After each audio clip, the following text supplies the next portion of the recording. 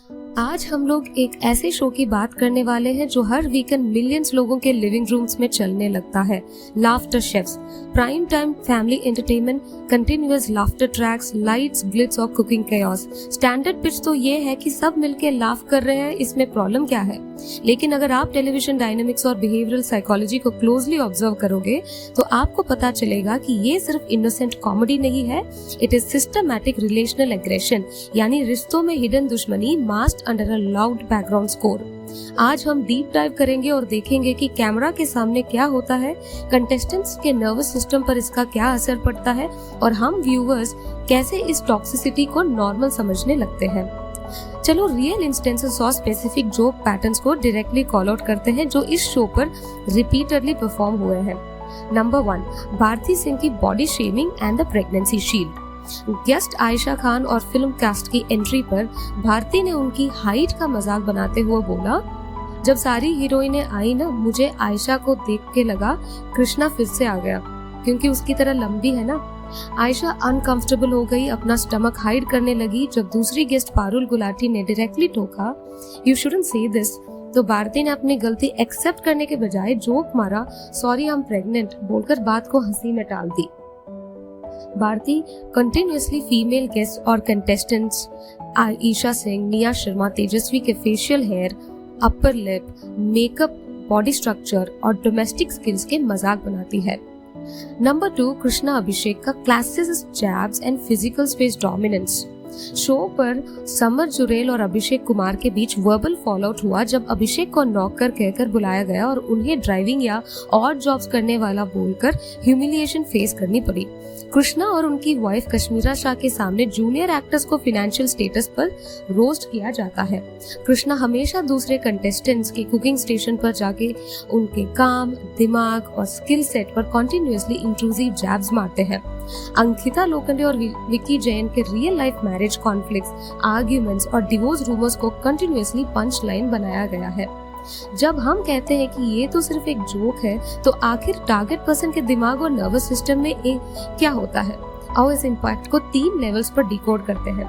Number 1, fawn response, यानी डर में चापलूसी करना या जबरदस्ती हंसना। ह्यूमन बॉडी खतरे के टाइम 3 तरीके से रिएक्ट करती है। नंबर 1, फाइट, यानी कि लड़ना, फ्लाइट, भाग जाना, या फ्रीज, सुन्न हो जाना। लेकिन टीवी सेट पर जब किसी पर अटैक होता है तो वो लड़ नहीं सकता और ना ही भाग सकता।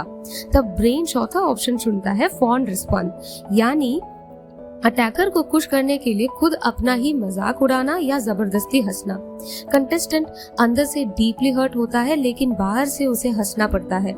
इससे उनके अंदर सेल्फ बिट्रेयल, अपने ही आप को धोखा देने की फीलिंग आती है, जिससे उनका सेल्फ रेस्पेक्ट अंदर ही अंदर खत्म होने लगता है। नंबर 2, इमोशनल डिसोनेंस, अंदर का दुख और बाहर की झूठी मुस्कान। इमोशनल डिसोनेंस का मतलब होता है जब आपके अंदर की फीलिंग्स और आपका बाहर का बिहेवियर एक दूसरे से बिल्कुल अलग हो। रियल फीलिंग है शर्म और गुस्सा, लेकिन दिखाना है स्माइल। अंदर और बाहर के इस फर्क से बॉडी में स्ट्रेस हार्मोन यानी कि कॉर्टिसोल कंटिन्यूअसली रिलीज होता है। कंटिन्यूअस शूटिंग आवर्स में ऐसी सिचुएशन से उन्हें लॉन्ग टर्म एंजाइटी, इंसोम्निया यानी नींद न आना, पैनिक अटैक्स और प्रोफेशनल बर्नआउट होने लगता है। नंबर 3, लर्न्ड हेल्पलेसनेस, यानी मान लेना कि अब कुछ नहीं बदल सकता।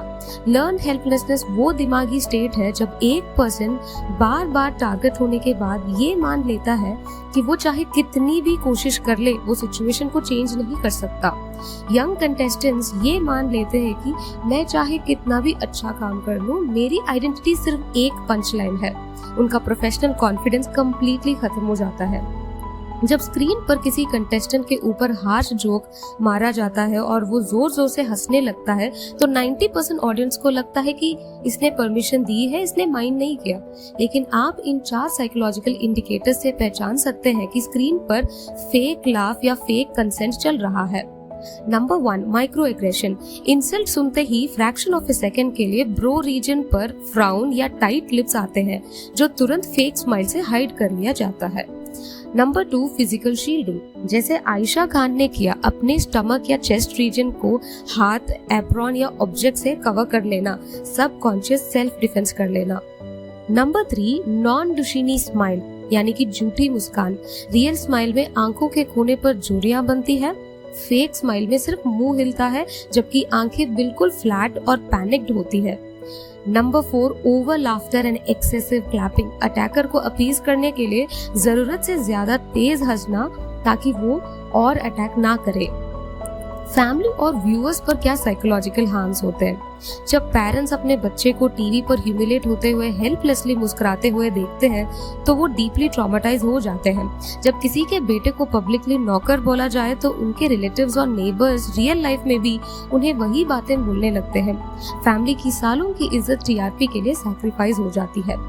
नंबर 2, व्यूअर्स पर क्या इम्पैक्ट? डिसेंसिटाइजेशन। व्यूअर्स जब देखते हैं कि किसी के ह्यूमिलिएशन पर स्टूडियो में तालियां और लाफ्टर ट्रैक बज रहा है तो उनका ब्रेन क्रूअल्टी को एंटरटेनमेंट समझने लगता है। इससे रियल लाइफ में उनकी एम्पैथी खत्म होने लगती है। नॉर्मलाइजेशन या माइक्रो एग्रेशन। व्यूअर्स को लगता है कि जब सेलिब्रिटीज एक दूसरे की फिजिकल बॉडी, फिनेंशियल स्टेटस और मैरिटल स्टेटस पर कमेंट्स कर रहे हैं तो ये नॉर्मल फ्रेंडशिप है। लोग अपने दोस्तों और फैमिली के साथ बाउंड्रीज क्रॉस करने लगते हैं और कह देते हैं रिलैक्स यार, तुम तो सीरियस हो गई। लेकिन अब आते हैं कॉइन के दूसरे साइड पर। ऐसे बिल्कुल नहीं है कि ये शो सिर्फ टॉक्सिक है। एक्चुअली वही वजह है कि इंडिया के मिलियंस घरों में ये शो इतना हेवीली देखा और पसंद किया जाता है।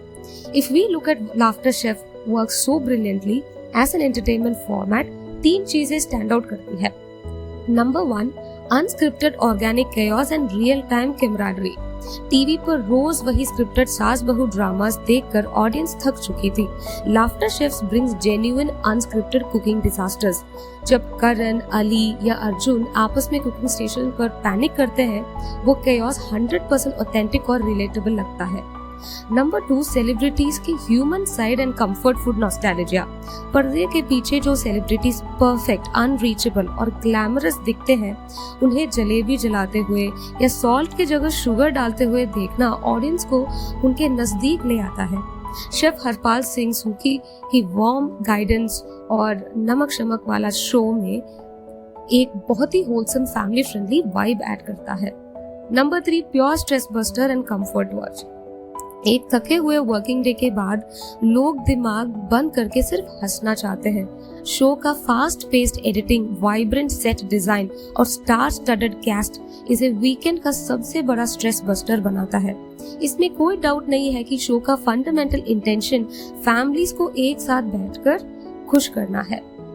ह्यूमर किसी का दर्द भुलाने के लिए होता है, किसी को दर्द देने के लिए नहीं। शो का कॉन्सेप्ट कुकिंग chaos और स्टार केमिस्ट्री सॉलिड है। जरूरत सिर्फ इतनी है कि थोड़ी बाउंड्री सेट हो जाए ताकि किसी को ह्यूमिलिएट ना होना पड़े। जब हम एंटरटेनमेंट और एम्पैथी के बीच का बैलेंस ढूंढ लेंगे तभी सच में लाफ्टर शेफ्स एक कंप्लीट फैमिली एंटरटेनर बन जाएगा। अगर आपको लगता है कि टीवी और मीडिया के इस अनसीन साइकोलॉजिकल साइड पर बात होना जरूरी है तो इस वीडियो को लाइक जरूर करें। आपका क्या मानना है? क्या हमें कॉमेडी के नाम पर इस तरह के पर्सनल अटैक्स को एक्सेप्ट करना चाहिए या अब बाउंड्री ड्रॉ करने का वक्त आ गया है? अपने थॉट्स नीचे कमेंट करके जरूर बताएं। मैं हर एक कमेंट पर्सनली डेफिनेटली पढ़ूंगी। इस वीडियो को अपने दोस्तों और फैमिली के साथ शेयर करें ताकि हम सब एक अवेयर और एम्पैथेटिक ऑडियंस बन सके। और ऐसे ही डीप साइकोलॉजिकल ब्रेकडाउन्स और मीडिया एनालिसिस के लिए चैनल को सब्सक्राइब करके बेल आइकन दबाना मत भूलना। मिलते हैं अगले वीडियो में, तब तक के लिए स्टे अवेयर, रिस्पेक्ट बाउंड्रीज और अपना ख्याल रखें।